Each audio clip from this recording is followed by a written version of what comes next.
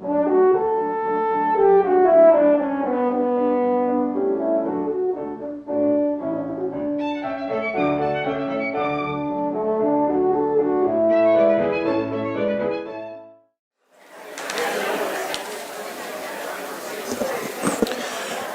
evening, ladies and gentlemen. I'm Julian Siggers, for those who don't know me. I'm the Williams Director here at the Penn Museum. And first of all, thank you all very much for coming out on this incredibly frigid evening. We really appreciate it. Tonight, it's my distinct pleasure to introduce a valued colleague and friend. Steve Tinney wears many hats here at the Penn Museum. He's the Deputy Director of the museum. He's the Director of the Center for the Analysis of Archaeological Materials and the Associate Curator in charge of the Babylonian section. He's also the Clark Research Associate Professor of Assyriology in the Near Eastern Languages and Civilizations Department and the Director of the Pennsylvania Sumeria Dictionary Project. So Steve is recognized not only in the museum but all the way across campus. He received his bachelor's degree in Assyriology from Cambridge University and his doctorate from the University of Michigan. In addition to the Sumerian Dictionary Project, which he first joined as a postdoctoral research assistant over 20 years ago, his research interests include developing and publishing Sumerian texts and analyzing and presenting the Sumerian language through both the Sumerian Dictionary Project and the Cuneiform Digital Initiative based at UCLA. So after the lecture, there will be time for a question and answer period, and I hope you'll mark in your calendars Wednesday, February the 7th, for the next in our Great Lectures series, focusing on India's City of Victory. But for now, speaking this evening on when the high heavens were yet unnamed, how the Greek god Marduk built the city of Babylon, please join me in welcoming Dr. Steve Tinney. Thank you so much for coming. It's a real pleasure to be on the other side of the fence this afternoon, or this evening, I guess. To talk to you about one of the cities that is featured, even if not in a leading role, in the forthcoming Middle East galleries, which are going to open next April. Now, this is another talk in essentially a series I've been doing in these grates. Doesn't work. There. Those of you who were here last year, may remember this slide, which I spent a lot of time finishing my talk with, and which depicts Anzu. Anzu is the winged, lion-headed eagle. I don't know if we need less light, if it's just the right amount of light, by the way. It's the camera guys who decide. Being pursued by the god Ninurta. And this is an example of a combat myth which goes back thousands of years and which continues well, hundreds of years, maybe as much as 1,000 years after this particular image. And what I'm going to talk to you today is a myth called Enuma Elish in the original language. We'll get to that in a moment. Which is the myth about how Marduk becomes the warrior god and destroys his own monster, a very different monster, and builds the city of Babylon. And in part, Enuma Elish is a reworking of the Ninurta and Anzu myth. So, let's backtrack just slightly and make sure we know where we are and when we are. We are working in ancient Iraq here. What you're looking at, all up and down here, is the area called Mesopotamia, between the two rivers, between the Tigris and the Euphrates. And we are going to be focusing mostly on the south today. But in fact, this collection of myths, what is founded in the south, also gets reused in the north, in Ashur and Nineveh, so we may come to that a little later on, depending on how time goes. I'm going to move around quite a bit geographically, so I want you to try to remember at least 3 important cities. One, down here, Lagash. This is actually a trick. Lagash is kind of a twin city, it's Lagash, Girsu. And we're actually going to focus slightly more on Girsu, but they're really a cultural continuum. So that's the first thing we're going to look at. Then we're going to look at some material from Nippur, up here. Nippur was a site that was excavated by Penn. It's actually the site that essentially gave birth to the museum. One of our themes tonight is creation, so that's highly relevant. And then we're going to look at Babylon, up here. So Babylon, Nippur, Lagash.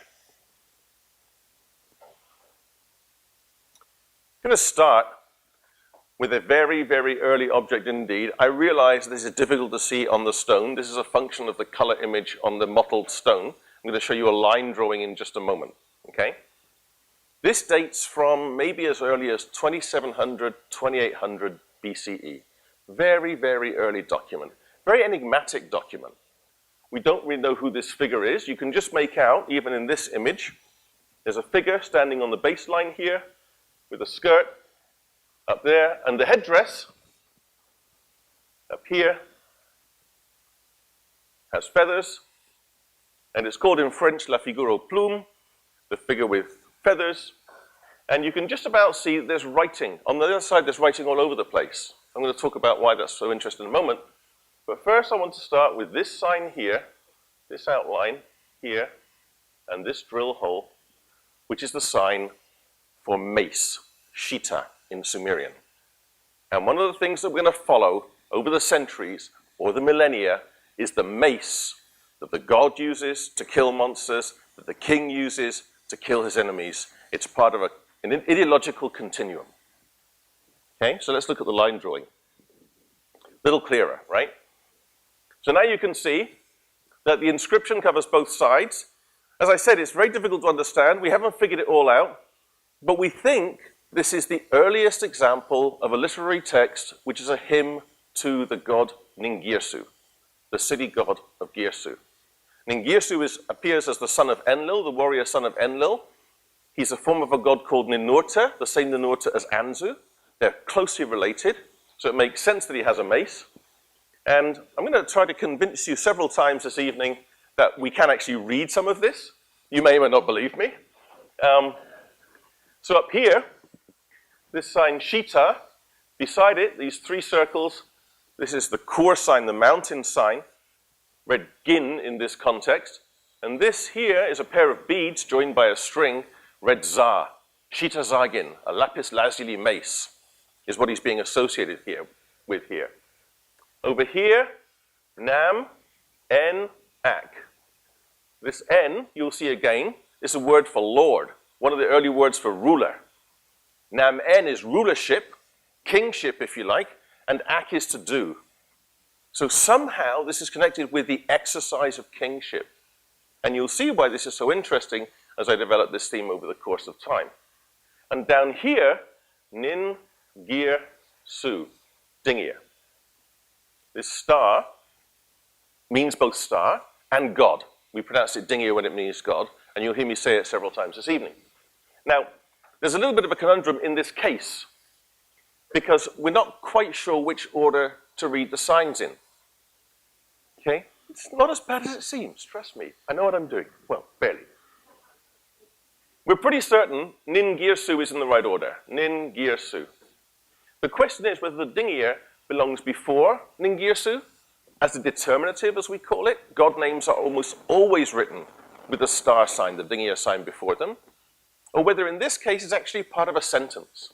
And it seems to make sense if you take it as part of a sentence, because the next line says, Girsu, Dingir, Girsu, and then this sign, this bar here, is me, which means either I am or you are. In this case, almost certainly you are. So this is probably, a couple lines from this hymn says, Ningirsu, you are the god of Girsu. And somehow, up here, you exercise kingship connected with this lapis lazuli mace. I'm not going to go any further with that. We're back very, very early. I'm not going to push it. Just to mention, over here we have some drill holes on the sign for field.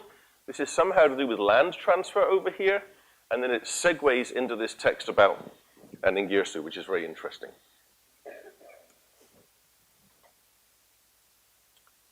So that inscription was from the town of Lagash, Girsu, as is this. This is what remains, or at least what can be reconstructed, of a stele from a few hundred years later, let's say 2450, 2500 BCE, something like that. And it's a stele erected by a king called Eannatum as part of his victory over a collection of enemy cities, which involved water rights, essentially. Okay? It's heavily inscribed. There's a line drawing of the reconstruction, just to give you an idea. I'm going to give you some interesting individual pieces. You can see it's inscribed all over here. The inscription is quite long. It has to do with his enemies repeatedly taking an oath before the gods that they won't breach the contract of obeying Lagash's right to water anymore. Up here, you can see what these are, right? It's called the Stele of the Vultures. These are the vultures. And here's an unfortunate victim. You can see his rib cage has already been exposed. This is an extraordinary piece. It's one of our earliest pieces of complex iconography, one of our earliest pieces of complex narrative. It really follows through from the Figaro Plume in the sense that it develops some of these themes. The god, this is almost certainly the god Ningirsu, who was mentioned in the earlier piece. You can see he's holding Anzu. Those of you with very good memories may remember that I showed this slide when I talked about Anzu last year. And in his right hand, what's he carrying? He's carrying a mace, right? Absolutely consistent. And in his net, he's got a nice bag full of enemies, which makes Eannatum very happy. Yeah? And here is Eannatum, slightly bigger than the rest of his army. The phalanx, if that's looking familiar to you, it's probably because you're channeling the standard of Ur on the war side. There are soldiers depicted in a very similar way, carrying their shields and spears, and with their little tight helmets on here, one of which you'll be able to see effectively in the Middle East galleries in one of the displays. And Eannatum, leading the pack, you can see he's standing on a lower level than them, because they're standing on bodies of enemies, right? And he's already taller than them as well. The text actually tells us, if you translate the measurements, that Eannatum was 9 feet 2 inches tall. Now the Sumerian for king, another word in Sumerian for king, is Lugal, big man. So he was very literally a big man. And another of the interesting things about this document is that you can see a little bit in it where these kings look for their political authority. And this is a theme that is going to follow us, or which we're going to follow, down through Enuma Elish. Because it gives us the text, Eannatum's full name. It's a bit of a mouthful. Let's see if I get it right. It's Eanna Inanna Ibgalaka Katum, which means the one who is worthy of the Eanna of Inanna, the goddess of the Ebgal, the great oval. Inanna is an Uruk deity, one of the old deities. Uruk has An and Inanna. And this name really makes the Lagash ruler, this early Lagash ruler, look towards Uruk in either the appropriation of power or the legitimation of power. That changes in the middle of the 3rd millennium BCE. This is an object which will be in the Middle East galleries. It's actually a tiny object. This is a centimeter scale down here. Okay, so it's only about 7 centimeters wide. I'm going to show you a drawing, don't worry. You can see it's in 2 registers. One has a collection of gods enjoying life in the heavens, and the other has, I think, a returning warrior god. Now this is from the city of Nippur. Nippur is special among Mesopotamian cities because it never has a king. Okay, we've had 2 words for ruler already, En and Lugal. They don't have that at Nippur. But the chief god of Nippur, Enlil, who is probably depicted here, I think, this guy here, is, in a sense, the touchstone for the legitimacy of your rule. If you're from any town in southern Sumer and you want to claim to rule the whole of Sumer, you have to provision the Enlil temple, and Enlil has to say, yes, you're the king of the land. So there's a legitimacy aspect where the kings start to look towards Nippur and look towards the Nippur pantheon. Okay? So we don't know who all of these people are. This is a little bit mysterious. In particular, not quite sure who this pair of gods is. I'd be much happier if this one here were female, but Holly assures me it's not. So we're going to gloss over that story scene. We don't understand everything. This is from about probably 2300, by the way, very, very roughly.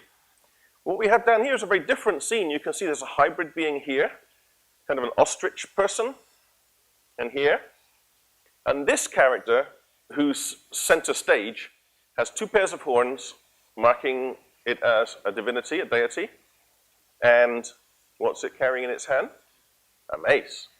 And over his shoulder, he seems to have slung some kind of a massive, monstrous head, maybe in a net, I'm not quite sure. And I'm fairly sure that this is a representation of Ninurta returning from some kind of a battle or monstrous defeat. Ninurta does this a lot. We're going to talk about this for a few minutes. One of the nice scenes that occurs in a Sumerian literary text which we call The Return of Ninurta to Nippur, describes Ninurta's chariot. And it says, on his shining chariot, which inspires terrible awe, Ninurta hung his captured wild bulls on the axle and hung his captured cows on the crosspiece of the yoke. He hung the 6-headed wild ram on the dust guard. He hung the warrior dragon on the seat. He hung the Magilam boat on the something broken. He hung the bison on the beam. He hung the mermaid on the footboard. So you see, Ninurta has a reputation for defeating hybrid creatures and making them essentially his trophies. And I'm fairly sure that this head is a trophy of Ninurta, who's carrying the mace. So we've gone from 2700 to 2500 to 2300 very roughly. Okay, going down the centuries. We're going to skip physically, materially, to the mid-18th century BCE. Now, all of the texts that come from this period, from the site of Nippur, like this one, the Sumerian tablet, may go back to earlier prototypes. We know some of them do, a handful of them we can show it. Some of them probably were composed in the 19th, 18th century BCE. We can't prove this in all cases. But there's certainly some kind of a continuum. And one of the strange things in the distribution of the data that we have to face, that we have to work with, is that there's very little literature between 2100 and about mid-1700s. It's really kind of a blank spot in the data. We have Gudea of Lagash, big corpus from Gudea of Lagash, who also mentions in Girsu and all that stuff. And then we have a big sort of hiatus. We have lots of kings in the intervening periods who are mentioned in the texts. So all the kings of Ur, Ornama, Shulgi, Amasin, Ibisin, Shusin, they're all mentioned in texts from Nippur, later tablets, hundreds of years later. Okay? So we know very well what the ideology was that Nippur tablets were portraying, and that is that all those kings of Ur and all the ones that follow them in the 19th and 18th century look towards Nippur.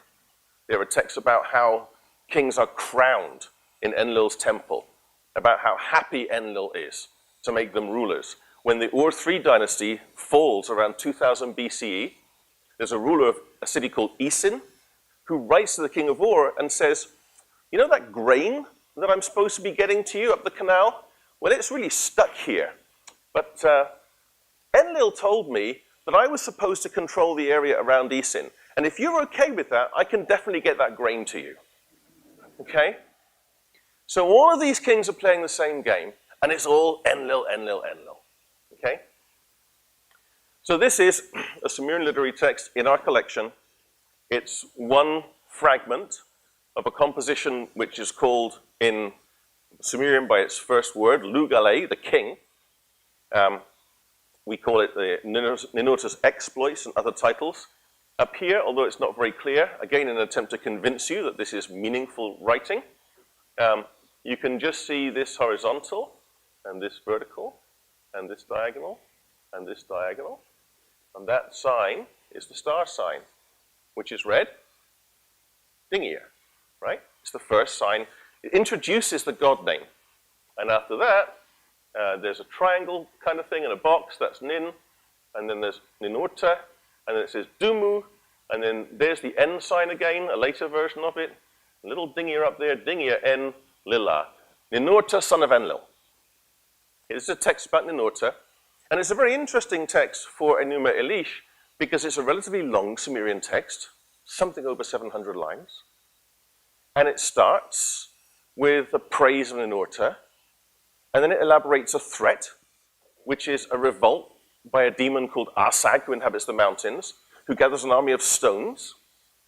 And Ninurta defeats the army of stones and then organizes the cosmos afterwards. He dams up the mountains to provide constant water supply, to provide metered water supply, and does lots of other things, decides all the fates for the stones. Okay? And then, this sort of prefigures a little bit the structure of Enuma Elish. And when you put that together with the Anzu myth, which I'm going to talk about much less today, which again is in inertia versus a threat, you see a pattern emerging. This sort of combat mythology.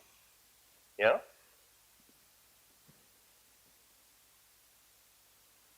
So roundabout, when they were still writing this sort of composition in Nippur, Hammurabi of Babylon rises. And you all know this monument. We have a wonderful cast of it, which will actually be at the doorway to the Middle East galleries. It'll be kind of your wayfinding. And many of you will know what's on it already.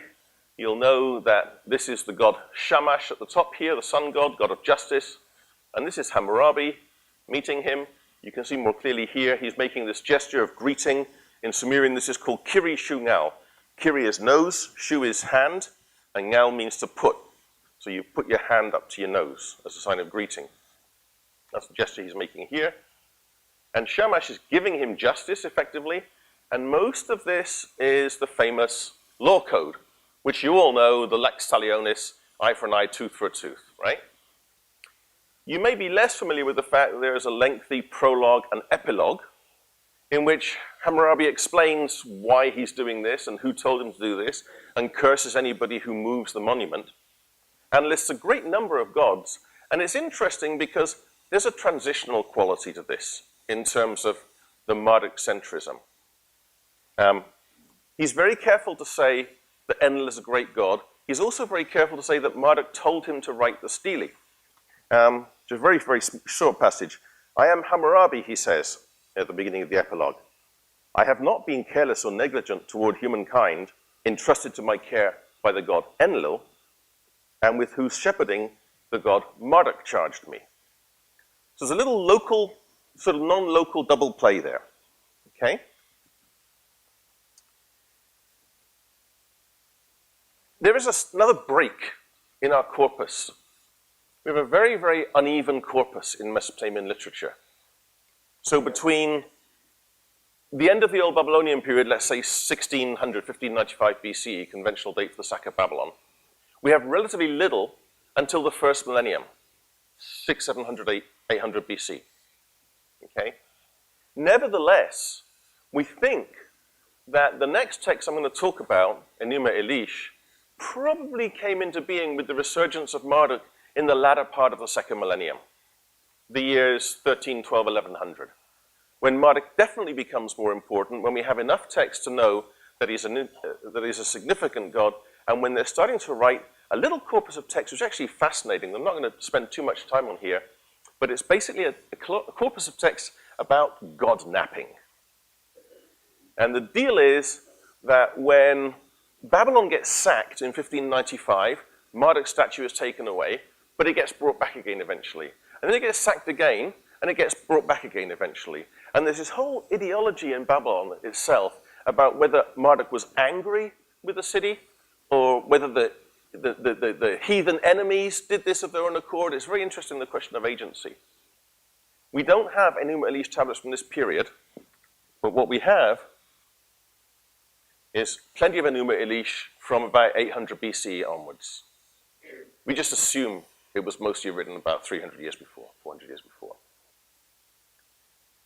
So this is a beautiful example, was a beautiful example, still is a beautiful example, of a scholar's tablet which writes part of Enuma Elish. One of the interesting things about this literature is we have lots and lots and lots of fragments. We don't have very many full tablets, and we have to piece together the continuous text by working with the individual fragments where they overlap and making sense of them that way. Again, to try to convince you that it is writing, here is Anna, 2, and here is Marduk written. There's 2, it looks like verticals there, they're actually horizontals. Da, da. And then this vertical, that's the late form of the Dingir sign. That star sign that we were looking at, it gets simplified.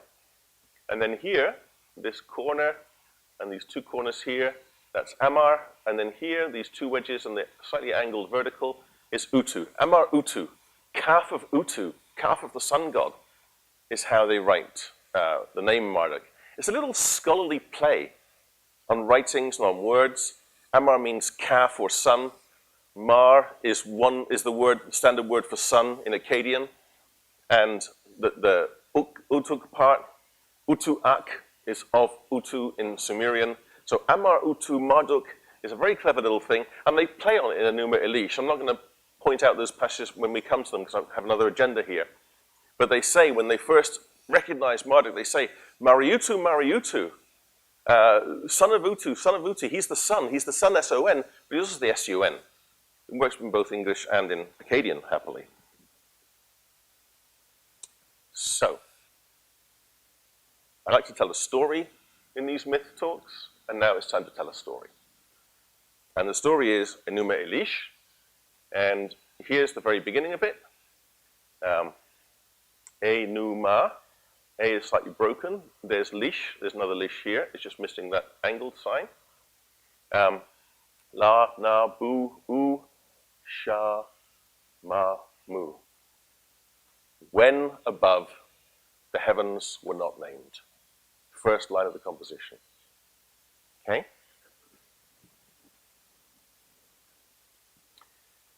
And I'm going to do this by having very short passages on the screen, and I'm going to talk a little bit about the progress of the tale, so it's not too much reading for you and not too boring, I hope. I had a rude awakening about 15 years ago when I told somebody that Enuma Elish was my favorite myth in Mesopotamian culture, and Fumi Karahashi replied, "That boring thing, you like that?" I like it. I'm unapologetic. So when above the heavens were unnamed, and below the earth was not called by name, there was Apsu, the first in order, their begetter and creator Tiamat, who gave birth to them all. They mingled their waters together when meadows were still unformed, reed beds nowhere to be found. So we are starting with watery principles. Apsu is the fresh water that comes from the sky and from underground. And Tiamat is actually a form of the word in Akkadian for sea, Tamtu. So it's the fresh water and the salt water mingling together. Okay? And the first things that form in this watery matrix are called the Lachmu and Lachamu, which Jacobson interpreted as the silts. And then Anshar and Kishar. So An means heaven, Ki means earth, Shar means everything. So it's kind of the total earth and the total sky are created. And they give birth to Anu, who's the first deity in this sequence, who really has sort of currency on sort of quotidian worship at the time these texts are being written, because Anu is an important god, the sky god, one of the major gods of Uruk. Ea, his son. Ea is also called Enki in Sumerian. Ea is the god of magic. He's the next born. And then a bunch of descendant generations are born without much elaboration.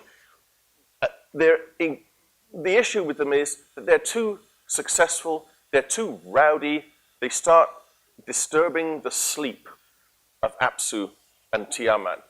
They're just too boisterous, too young. I'm of an age where I'm starting to understand how they feel, let's just say. Right? But the response is a little extreme because Apsu decides that he's going to kill these generations of God for being so rowdy. And when Tiamat gets wind of this, she's outraged. Apsu and his advisor Mumu make a whole plan to kill these junior gods, but Ea intervenes. Ea, in many, many texts throughout the corpus, is the god who frustrates the bad plans of the other gods. When the gods decide to create a flood and wipe out humanity, it's Ea who comes up with the plan to save humanity, for example. So here he's acting exactly in character. Ea has magic. He uses his magic. His text says he put Apsu to slumber as he poured out sleep. He split Apsu's sinews, ripped off his crown, carried away his aura and put him on himself. He bound Apsu and killed him. He set his dwelling upon Apsu. So a couple of very interesting things there. Firstly, Apsu is the first king. He has a crown, the aura. And secondly, the beginning of this binding of the victory over a god and the topography of the later successive dynasties and generations. Ea makes his throne on top of Apsu. In the Chamber of the Destinies, the room of the archetypes, in Apsu was Marduk born. Anu rendered him perfect. His divinity was remarkable, incapable of being grasped with the mind, hard even to look on. 4 were his ears, 4 his eyes. Flames shot forth as he moved his lips. So this is the heir. Marduk is the heir to Ea. But Tiamat has not really gone away and forgotten everything that happens. Tiamat is resentful that her spouse was slaughtered, and she starts to rebel. She starts to get rebellious ideas, and she's egged on by her hangers-on, and they start to create an otherworldly army. Mother Hubor, creation goddess, we're not very sure much about her, created the Hydra, the dragon, the hairy hero, the great demon, the savage dog, and the scorpion man. Among the gods, her sons, whom she constituted her host, Tiamat exalted Kingu and magnified him among them. She gave him the tablet of destinies and fashioned it to his breast. After Kingu was elevated and had acquired the power of Anuship, he decreed the destinies for the gods, Tiamat's sons. So on the screen is not the tablet of destinies, but it is a tablet in the form of an amulet, and probably that's how we have to imagine the tablet of destinies. You may remember the tablet of destinies from Anzu. The tablet of destinies is in Enlil's possession in Anzu when Enlil bathes, and while he's naked, Anzu carries it away. The tablet of destinies is the key to domination of the universe. If you have that, your word is law in the universe. So somehow, the text doesn't say it. If you think this through, Apsu's the first king. Apsu must somehow have had the tablet of destinies. When he gets killed, Tiamat must have somehow kept it. And now she's elevating one of her subordinates to the rank of ruler of the universe. Illicitly, really. She doesn't have the authority to do it. The text both implies that here and explicitly takes it, says it later on. So now we're set up for the combat myth part. We've had the creation of the gods part, and now we've got the threat part, Tiamat and her army. Ea hears of Tiamat's plottings and goes to Anshar, tells him the whole story, and Anshar tells Ea to go and subdue Tiamat. Ea sets off to do it, but stops in his tracks and decides that Tiamat is too strong for him, too powerful. So he comes back and admits defeat to Anshar. Okay? Anshar asks Anu, his warrior son, to go deal with Tiamat. Anu does the same thing. Gets within eyeshot of Tiamat and says, you know what, I'm not doing this, right? And if you think back again, same structure in the Anzu myth. A couple of gods who are asked to do this task and they refuse. The whole thing is a setup, right? Ea's got the answer, and the answer is Marduk. Ea says to Marduk, go, my son, conversant with all knowledge, subdue Tiamat with your pure spell. And Marduk, always one step ahead, replies, if I should bind Tiamat and preserve you, convene an assembly and proclaim from me an exalted destiny. Let me, with my utterance, decree destinies instead of you. In other words, Marduk sees an opportunity to become supreme ruler of the universe here. And that is his price for doing battle with Tiamat and her army. So I tried hard to find a really good picture of the lapis lazuli seal, but I couldn't find one. This is a very nice line drawing. This is Marduk. As you can see in this picture, he doesn't seem to have 4 eyes. But it nevertheless is certainly him from the inscription. This is a Kassite period object, so about 1400 BCE. from this period when we think Enuma Elish was probably, at least the idea of Enuma Elish and the first versions of it were written. And he's standing, or standing by, or standing on this dragon figure, which is called a Mushhushu in Akkadian. And Mushhush is Sumerian. Mush means snake or kind of reptile, and hush means fierce. So people often translate Mushhushu as dragon, which is not a terrible translation. So by now we've gone through, Enuma Elish is constructed in the first millennium as a 7-tablet series. We've gone through the first couple of tablets. And in latter part of tablet 2 and tablet 3, most of what happens is repetition. And I'm going to spare you that. It's a feature of much sort of lengthy narrative poetry, especially in Akkadian language, where, for example, when Ea comes to tell Anshar about Tiamat, they repeat 20 or 30 lines about Tiamat's army being prepared. And this happens repeatedly. So a large part of this early structure of the composition is taken up by this repetition. So near the end of tablet 3, they finally get round to decreeing Marduk's fate. All the great gods who decree destinies gathered as they went. They conferred as they sat at table. They ate grain. They drank ale. They strained the sweet liquor through their straws. As they drank beer and felt good, they became quite carefree. Their mood was merry, and they decreed the fate for Marduk, their adventure. This is standard operating procedure among the gods in Mesopotamia. When you have important decisions to make, you get together a big assembly, you drink enough liquor that you don't really care what you're doing anymore, and then you make the big decisions. Go figure.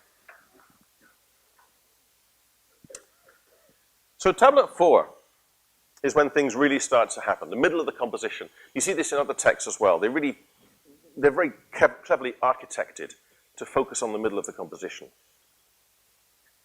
So Marduk took his seat before his fathers to receive kingship, and they said, Marduk, you are the most honored among the great gods. Your destiny is unequaled. Your command is like Anu's, Sirius sky god. You are Marduk, our avenger. We have given you kingship over the sum of the whole universe. And they set up a demonstration. There's a slight anachronism. Marduk hasn't created the heavens yet. He's going to do that later. But they create what we think is a constellation. The word is Lumarshu. And they say to Marduk, speak and make it disappear. And Marduk speaks, and the constellation disappears. And they say, do that again, make it come back. And Marduk speaks, and the constellation comes back. So he's got so much power invested in him by the gods, and by his magic, and by his genealogical relationship to Ea, that he can create and destroy by the power of spoken word. This is part of a whole collection of beliefs that go together with magic and incantations and rituals, and how you can change the world by reciting certain words, right? A little like I do in marriage ceremonies. Well, I'm serious. This is performative magic. So when they saw he did this, they rejoiced, and they added to him a mace, a throne, and a rod. They gave him an irresistible weapon that overwhelms the throw. They said, go, cut Tiamat's throat, and let the winds bear up her blood to give the news. So Marduk prepares his battle array. He yokes 4 horses to his chariot, destroyer, merciless, trampler, and fleet. I'm almost going to resist reference to seasonal comparisons. He set his face toward the raging Tiamat. In his lips he held a spell, more magic. The guys writing this text, the guys learning this, the guys who are working with it in the rituals, which we'll come to near the end of the talk, are themselves the magicians, the Arshipus. This is deeply meaningful to them, all this. He grasped a plant to counter poison in his hand. And at first his resolve wavers, like the other gods before him, but he's able to recompose himself. He lifts up the storm flood and says to Tiamat, why are you so aggressive and arrogant? Kingu you have named to be your spouse, and you have improperly appointed him to the role of Anuship. That is, you have made Kingu have the power of An, and you had no right to do so with the Tablet of Destinies.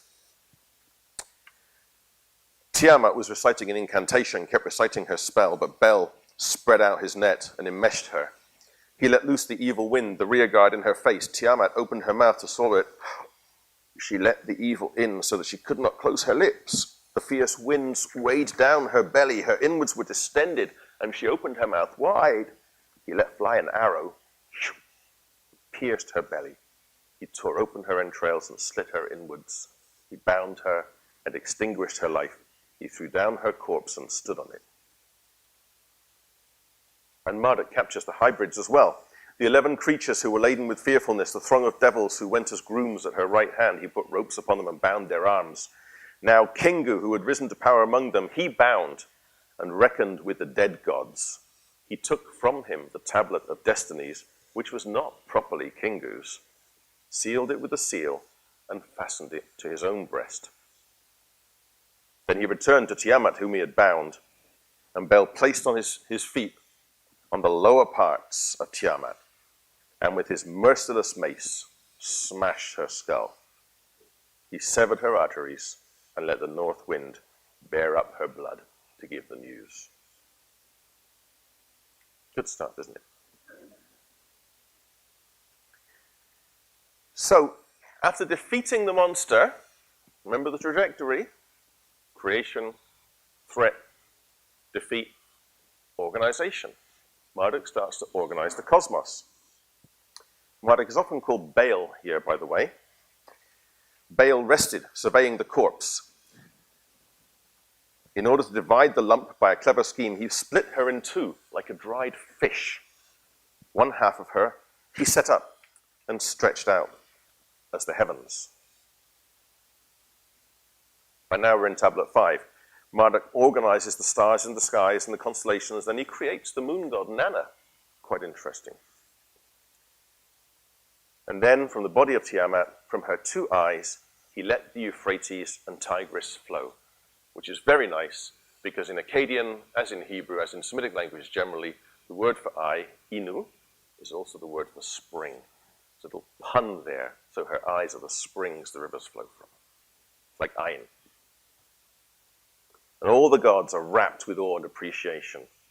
They bow down and they say, "Behold the king." It's one of those performative utterances, like I do. Marduk clothed himself in his lordly aura, took up his mace and held it in his right hand. And then, the crowning glory of his creation, above the Apsu, I will build a house to be my luxurious abode. Within it I will establish its shrine. I will found my chamber and establish my kingship. When you come up from the Apsu to make a decision, this will be your resting place before the assembly. When you descend from heaven to make a decision, this will be your resting place before the assembly. I shall call its name Babylon, the homes of the great gods. One etymologization of Babylon, Babili, is the gate of the gods. So what's nice about this is it's a very tidy, very explicit founding fiction. You can think, if you like, of the Aeneid and Rome, right? Romulus and Remus. It's a text about how a city was founded. And there's one god that I haven't mentioned in the whole of this first 5 tablets, and that's Enlil. This all happens in complete ignorance or disrespect to, if you like, the entire Nippur pantheon. This is completely new mythologization of old things in the service of creating a mythology for a city which wants to be on its own feet and not reliant on the old gods. As if they haven't appropriated enough mythology so far, there's more. There are various stories of the creation of humanity, both in Akkadian and Sumerian, but we don't care about those because Marduk has to do it. I will bring together blood to form bone, he says. I will bring into being Lulu, whose name shall be man. On him the toil of the gods will be laid that they may rest. I will skillfully alter the organization of the gods. Though they are honored as one, they shall be divided into 2, above and below. And they are so happy, these gods.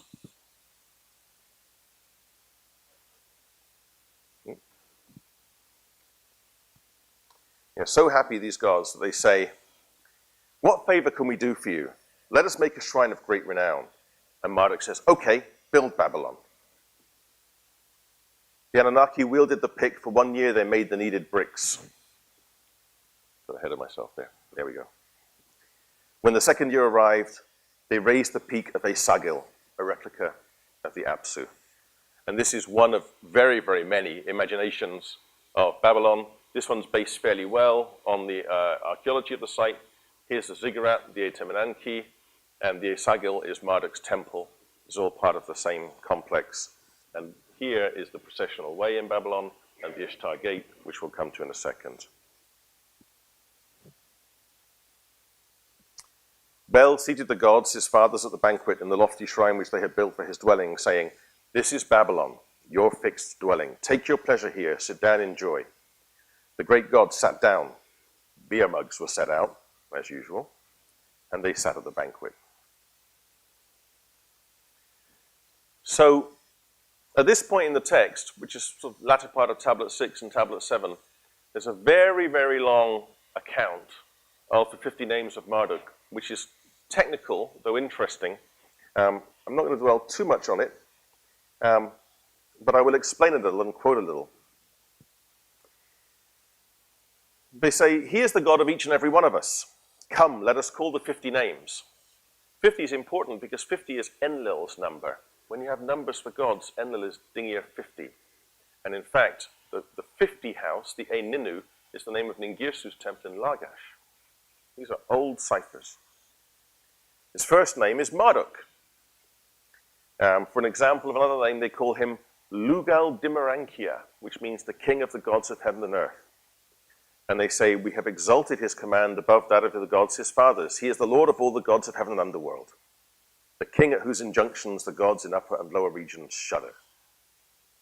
And then, eventually, for the first time in the entire composition, at name 50, since he created the heavens and fashioned the earth, Enlil, the father, called him by his own name, Lord of the lands, Lugal Kura in Sumerian.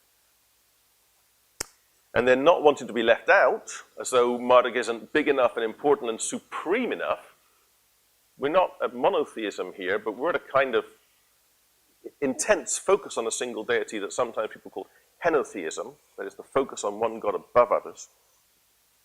Ea heard the names which all the Igigi, the other gods, called, and his spirit became radiant, no doubt fueled by the beer. And he says, "Why, he whose name was extolled by his fathers, let him, like me, be called Ea." So Marduk's 51st name is actually Ea. Let him control, Ea says, the sum total of all my rites and rituals. So Marduk has basically taken over everything and everyone. Okay? A few more minutes on the text, and then I'm going to talk about a ritual in which the text is used before we finish up. The last few lines of the text, and I put this slide up here because I wanted to give the last word, in a sense, to Wilfrid Lambert, who was one of the very greatest of Assyriologists ever to live, and who worked for decades on Enuma Elish and other creation myths. They were finally published in part posthumously. He submitted the manuscript before he died. And this is his hand copy at the very end of the composition. You can see it's not perfectly preserved. Instruction which a leading figure repeated before him, that is Marduk. He wrote it down and stored it so that generations to come might hear it. The destiny of Marduk, whom the Igigi gods exalted. Wherever water is drunk, let them invoke his name. Here now is the song of Marduk, who defeated Tiamat and assumed kingship. And here at the very end, we have Ilku Sharuti, assumed kingship. It's very, very interesting, the word order there, because it's the wrong word order. In Akkadian, nouns usually precede the verbs. It should be Sharuti Ilku. They make the last word of the text kingship very deliberately because of the association with kingship through the whole composition. And in fact, I don't think it's too much of a stretch. If you think about Gilgamesh, where the end of Tablet 11 points back to the beginning of Tablet 1, so at the end of Tablet 11, you're up on the walls, and the very last line of the 11 tablet version of Gilgamesh is the line before, in the introduction, where it says, "Open the tablet box and read the story of Gilgamesh." So that's a very conscious frame in Gilgamesh. I don't think it's too much of a stretch to read this reversal in the word order as a contribution to another kind of frame. And if you think about the first half of the first line, when on high, and the last half of the last line, he took kingship, really you've got an epigrammatic version of the whole text, right? Now, the Ishtar Gate. Many of you know this object. Some of you will have seen it in Berlin. It's a fantastic piece. I'm going to use it as a hook just to talk very briefly about one of the ways in which Enuma Elish was used. Enuma Elish is a fantastic text because it has a bunch of different lives. I once accidentally taught an entire semester and didn't talk about anything else. There was a class about Babylon, in my defense. One of the lives it led is that we have preserved large parts of a New Year's ritual. Very appropriate for right now, right? And in this New Year's ritual, there are multiple days of celebration. There's lots and lots of washing and ritual cleansing, lots of offerings made across a period of days. They sing prayers to Marduk and sing prayers to his spouse. The king actually is involved in this ritual. He goes across the river to Borsippa and takes Nabu, Marduk's son, and brings him to participate in the ritual because the gods move around. The gods live in their statues, right? And one of the things they do is they recite Enuma Elish to the statue of Marduk. The composition is directly connected with the ritual. And in the ritual tablets we have, which are admittedly quite late, something like 2nd century BCE, the ritual involves the king who has to be led in to the statue of Marduk by a priest, stripped naked. So all of his shows of power, his robes and his mace and his crown are removed from him. And he has to abase himself before Marduk and say, Marduk, I have not sinned. I have not maltreated the inhabitants of Babylon. And then the priest has to strike him. Think about that. If you think of one of our heads of state got hit by a religious functionary. And if the king doesn't shed a tear, it's a bad omen. So he has to strike him hard enough to bring tears to his eyes. And then the king is ritually re-enthroned because he's got Marduk's approval. So this is a late way of asserting the role of Babylon in approving of kings. And there's a long and multiplex argument which can be boiled down to this. In the first millennium, Babylon was often subject to foreign kings. And one of the roles of this kind of ritual may have been to impress upon foreign kings the importance of treating the city of Babylon in the way it had historically come to be expected to be treated, right? So that's just one of several things we could talk about. I want to push my point just 1 minute longer and finish with a very, very late reflection of Enuma Elish. Because the stuff that we've been talking about, the cuneiform stuff in the first millennium BCE, isn't where it ends. It gets picked up by Berossus, who's the guy who writes about the fishmen and Oannes. And it gets picked up from there by later authors, and it makes its way, in fact, as far as the 5th century CE, in a very short version of the text by an author called Damascius. And Damascius says, but the Babylonians, like the rest of the barbarians, pass over in silence the one principle of the universe, and they constitute two, Tauthe and Apason, Tiamat and Apsu, right?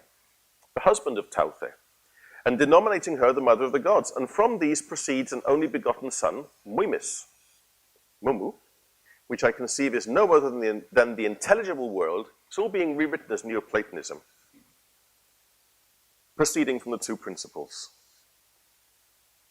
From them, also another progeny is derived, Dache and Dachus.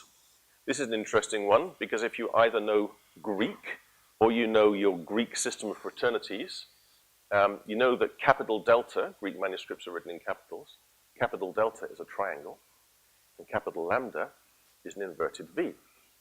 So Dache and Dachus is a textual misreading for the Lachmu and Lachamu, right? So it's all from this early cosmological passage of Enuma Elish. It's relatively faithfully preserved. And again, a third, Kisare and Asoros, Kishar and Anshar, from which the last three others proceed, Anu, Ilanu, and Aus, Ea. And of Aus and Dauke, Damkina, is born a son called Belus, Bel, who they say is the fabricator of the world. So from the mace in Ningirsu's exercise of power in the figure with the feathers around 2700 BCE to Damascus around 500, 450, 500 CE, we're crossing about 3,000 years of tradition, and we can see it morph continuously as different places, different cities, different thinkers want to make different points with it, but nevertheless, that thread is traceable. And for me, that's one of the most fascinating things of Mesopotamian culture. Thank you.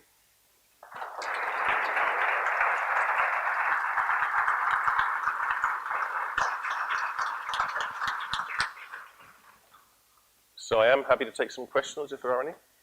There's a microphone, so I'll, on the right and then the left. On the first line drawing that you showed, just immediately below the mace symbol, there appeared to be a Masonic symbol or something perhaps coincidentally appearing to be Masonic, and I'm just curious about that. So which of the symbols is Okay, Masonic? see where the head is? Here? That's it, right there. Yeah. So I think that is. I don't think we're putting this part online, right? So I can be as speculative as I want. I think it's actually two signs. It hasn't really been interpreted in the edition so far. This is the Meh sign here. It's the same one as over here. And then underneath it is an old version of the Ub sign. And I think this is actually a writing for mete, fitting. And that may sound, well, it probably doesn't even sound weird to you because you have no idea what I'm talking about, right? There's a very, very common word, NC, which is written with a series of three signs, Pa, Te, and Si, and it's simply read NC. And it's the gubernatorial title, or the ruling title, of Gudea and all those guys. In archaic texts, very early texts, Pa, Te, Si is actually written Pa, Ub, Si. It's written with this sign here. So I think somehow this is another mete, fitting something, and then I'm not sure what goes here. This is T, Gub, it's difficult. So I think it's two separate signs, but look, if you can Dan Brown it, go for it. Yeah, I think we have a question over here. Yeah, so the question is, to what extent does it reflect oral tradition, and was it created when Babylon was a fully fledged city? So take the first part. I don't think it had anything to do with oral tradition in this case. There might be texts that we would be ambivalent about, but here I really think that we're looking at the production of a very elite group of scholars. There's a lot of very rare words in it. The whole text has many references to incantations and magic, and this whole thing about writing it down for future generations at the end, which also calls to mind Gilgamesh. This is really a product of the intelligentsia, in a way.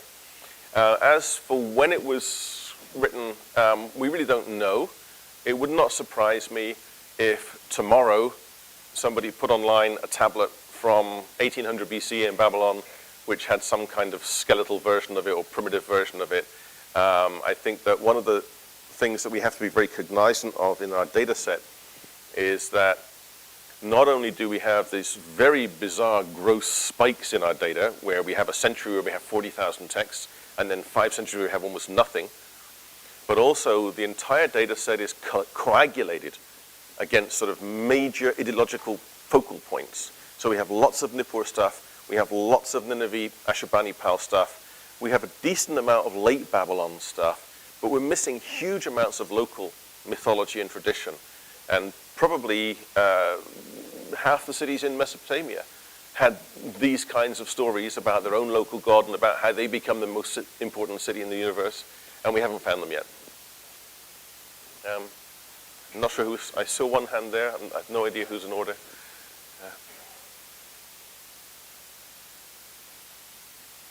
This is a really basic question that I've been wondering about throughout the series.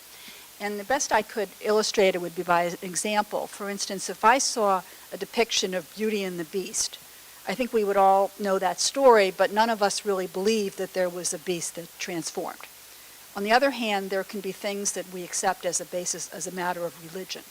So when you're talking about, say, these examples tonight, are the people in the society viewing it as a myth, or do they believe it as like almost as a religious idea that these things actually happened, or does it depend on the person? Yeah, it's a very good question. I mean, I can't speak for them, unfortunately, although I have to. I'm going to. I apologize to them in advance. I think we could infer that they at least, let me take a step back. One issue is that we tend to think in terms of the Mesopotamian this or the Mesopotamian that. And in fact, in line with what I just answered in terms of the local traditions, in all probability, there's a lot of differentiation and nuance and even competition and incongruity. And if we look at it all as one collection of belief, it may seem to be in conflict with itself. But in fact, there are relatively few cases where that is in real life the case. Nevertheless, you can think of something like Ashurbanipal's library, where they really are trying to collect everything. This is really the only library, in a sense, worth the name in ancient Mesopotamia, where Ashurbanipal actually sends out his emissaries to bring back material from Babylon. And I see Grant is smiling. Grant has published texts in which they actually imprison Babylonian scribes in Assyria, and they let them out of their handcuffs, and they write a few writing tablets of stuff, and then they put them back in their manacles. So they're actively collecting all knowledge at Ashurbanipal's libraries. And there they have, for example, Atrahasis, which has one version of the flood, and Gilgamesh, which has another version of the flood. They have conflicting versions of Enuma Elish, Assyrian versions and Babylonian versions. So either they're trying to sort of sort out which is right, or they're just saying, okay, this is a bunch of metaphorical stuff. And my own suspicion is it's the latter, because there are some very interesting ritual texts, or commentaries on rituals, where they say things like, the ring of flour you put on the ground around the patient is the body of Tiamat, slain by Marduk. Or the reeds that the king, or palm leaves the king walks on when he enters Nineveh, those are the bodies of Ashur's foes. So they're taking a lot of mythology that we haven't heard of in some cases, and they're mapping it onto material aspects of ritual practice. And I can't see that they do that while believing that there's a single truth. They're constructing a very elaborate world of metaphor, I think, is my ultimate answer to your question. So to put it more simply, no, I don't think they believed it literally.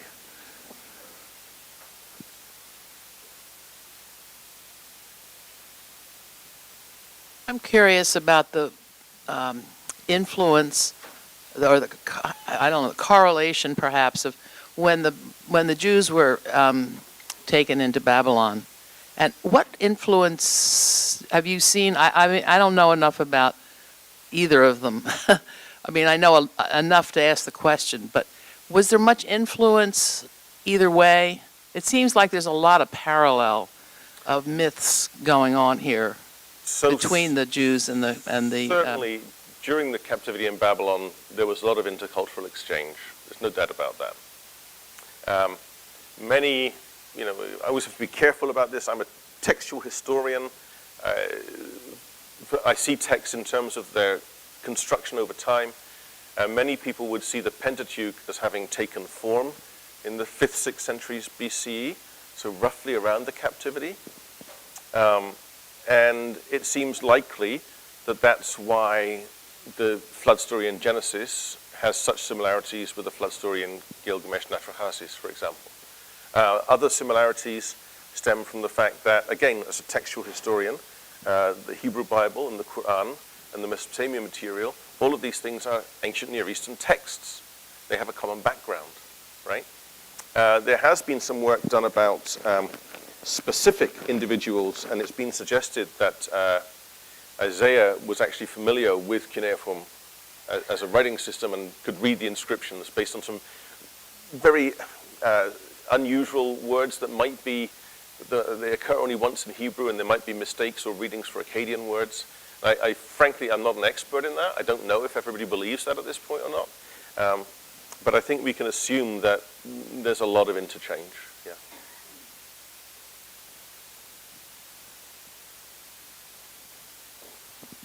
Do we know how long Marduk lived and how he died and where he was buried? That's quite a leading question. So I'm going to say, I must say, well, not always, I sometimes think that when I'm up on stage talking about Mesopotamian gods, one of them is going to strike me down. So I'm going to say that Marduk's probably still alive somewhere. In terms of the sort of the historical transformations that gods underwent, as the Near East became Hellenized and Romanized, many of the gods were assimilated, syncretized with classical gods. So Marduk, for example, is associated with Jupiter, Nabu with Zeus. So they kind of live on in that sort of classical vein vicariously in a way.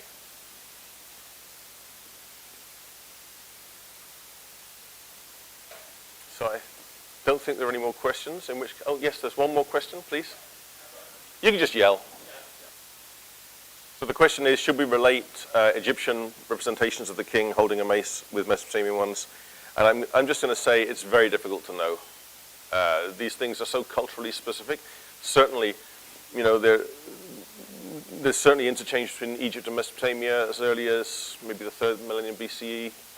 It's not continuous. It doesn't show as an awful lot of influence one on the other. You know, even in terms of Egyptian mythology, it can be quite hard to find analogies in Egyptian mythology with Mesopotamian mythology. So I would hesitate to push the point too strongly, but it could be.